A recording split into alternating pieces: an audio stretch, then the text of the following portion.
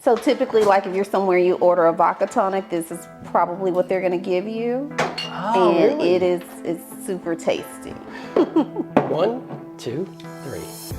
Salud. Hey, very good. That's Italian. Nice. So I'm here with Lola Clay. And if you don't know Lola, you haven't seen TV because she was on my 600-pound life. That's Right? correct. Was it one series? Was it 1 year, 2 years? How long were you on the show? Seasons, probably about 6. Only maybe the last 1 to 1.5 season I haven't appeared. Holy cow. Is that shot though right here in Houston? It's right here in Houston. Okay, so you're going to tell us how you got that. But first, just tell people who you are, what you do. Well, I am psychotherapist extraordinaire Lola Clay, and I think that says a lot in and of itself. And I call myself psychotherapist extraordinaire Lola because it's what I consider to be my gift. My gift, my passion, my love, my life. I love, love, love being a therapist, and I feel so fortunate that I get to meet people and come into their lives and, stay in their lives for a significant amount of time, sometimes for the rest of their lifetime. And what are some of the things you talked, and I definitely want to touch on what you just said, a gift, but what are some of the things that you help people through? So I help people through a myriad of things. Whatever your emotional, behavioral, or mental health issue is, help you through that. Now, keep in mind, Rob, everybody that comes to therapy isn't in the same place as someone else. Sometimes people come just because they're struggling through one particular issue. And so this person usually starts out being more short-term, solution-focused. They want to handle this and that only. Okay. And then they transition out of that problem or issue. They find resolution. They may continue or they may pause and then come back when something else comes up, because that's just how some people work. Right, right. Then you may have someone else that's been struggling with serious mental illness for a long time and managing to keep it under control, which many people do. And then something breaks. And when they have that break, they're like, I always knew this wasn't normal, but now I know for certain. And then that's when they come seeking help, and we set about the task of doing the hard work and making them feel whole again. And you said you've been doing this for 20 years. Yeah. Right? Approximately how many people do you think you've helped over the 20 years? Oh my gosh. 'Cause that's pretty cool. Thousands. See, that's pretty cool. All right, so here's a bit. You just said you love what you did, gift. I always ask this question because I believe that everybody has a God-given talent. I call it something that comes to you naturally. Naturally, that you don't have to struggle to do. It's yours. And how long, when did you know you wanted to do this, which is pure insanity? And I say that word, it's a bad word to use. But I knew that this is something that I wanted to do when I was around 10 years old. It's when I first discovered psychology. And my mom would take me to the library after work, and we would look at different books and read things. And I discovered some of the greats, Jung, Freud, Adler, and all of this stuff was just very, very interesting to me. And then I was a natural listener anyway as a kid, very much a participant observer. I get in my surroundings, and I consider myself an outgoing person, but slightly reserved, just because it takes me a while, because I like to observe, and I participate by observing. Yeah. Because I see what's going on around, and I'm a good listener. And so I would always be the person listening, the person able to tell the teacher in the classroom what really happened when they stepped out, because I'm listening, I'm really paying attention, and I'm going to tell the truth. So, Okay, so Lola, all right, so my job is video, right? So when I work with a company or with a person like you, we worked before, it's always, to me, it's enjoyable. It's fun. Yeah. Some people sell something and it's fun. Every single person you're seeing is dealing with a hurt of some type. Mm-hmm. How does that not affect you? Because you don't seem, again, I don't know you all that well, but it affects me in the sense that it excites me. It doesn't make me sad or depressed, because I know that by the time a person decides to come and get help for themselves, they're going nowhere but up. It's all getting better.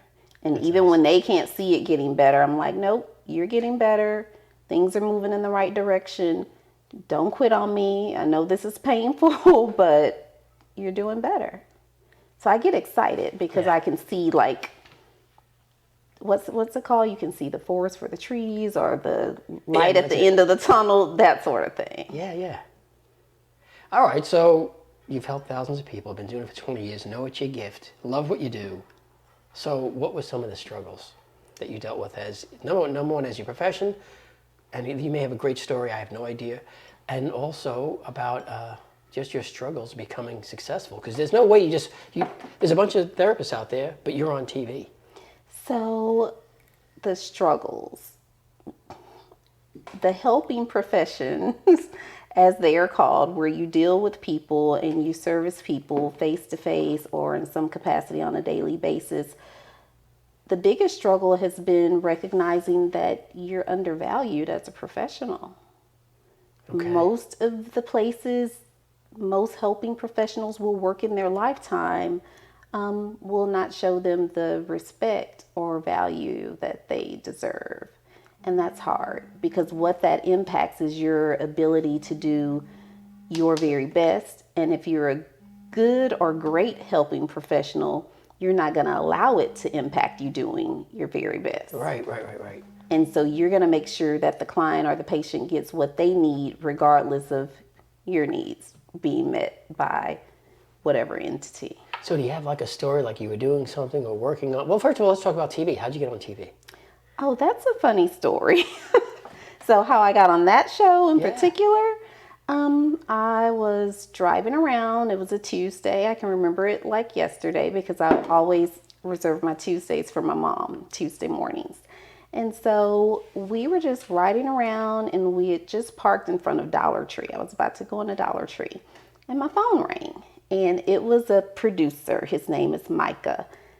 And every time I think about this, it makes me laugh because people try to tell me that I have a distinctive voice. But Rob, if you would ever hear this guy's voice, oh my goodness, it just sounds like his voice is like angels singing. It's so distinctive. It's so nice. It's so calming yet powerful. I mean, nice voice. And so he called and he told me that he found me on Psychology Today and that he knows that I work with that population. And keep in mind, I've been working with the population of people that are larger than what's medically safe for years. It's always been a part of my curriculum. Okay. And so the doctor and I on that show, we've had clients in common for years, but I didn't know anything about the show. Ah, okay. And so the guy goes, "Hi, I'm Micah Hatch, and I'm just calling to see if you'd possibly be available to meet with one of our cast members and this and that." Oh my God. And I was like, "Well, no, I currently don't have any availability." Wow. Because my schedule was completely booked and I had always been really hesitant to juggle clients around or reschedule them or cancel or anything. That's good. That's good for what you do. And so I said no. And my mom was like, "Well, who was that?" And so I explained to her. You said no and the conversation's over? You hang up? Yeah, I hung up. Oh, good Lord. Go ahead. And so my mom was like, "Who's that?" I said, "Mom, it's this show. They say they're a show." And they called and asked if I wanted to do it. She's like, "Well, what show?" And I told her, and she's like, "I know that show." I said, "Really?" And she's like, "Yeah." I said, "Well, I'm completely slammed tomorrow. I don't have any openings, and this is really last minute." And she was like, "Well, do you think you could call your clients and just ask if they could possibly move or schedule a different time?" I was like, I really don't like to do that unless it's absolutely necessary. And she was like, "No, I think you should." It's absolutely necessary. And so I did. I called my client, called about 2 or 3 of them because I've done filming stuff before. So I know that it's all hurry up and wait. Yeah. So I knew that this wouldn't be just a 1-hour commitment because it never is when someone's filming something. Yep. So I called and they were okay with rescheduling. So then I called the guy back. And I was glad that I called back because then I knew it was legit because you get to hear their voicemail and all of That's right. That's right. And so I heard that it was Megalo Media et cetera, et cetera. And so I left a voicemail and I was like, hi, I don't know if you're still looking, to have someone Just the same day, just like right afterwards? same day Okay. to meet with the cast member, but I do have some flexibility on tomorrow if you still want to do that. Hung up. About an hour or two went by and he calls back. He's like, yeah, so hey, this is what we're going to do. This is what's going to happen. I was like, okay. Wow. You got a call from a producer. That's too cool.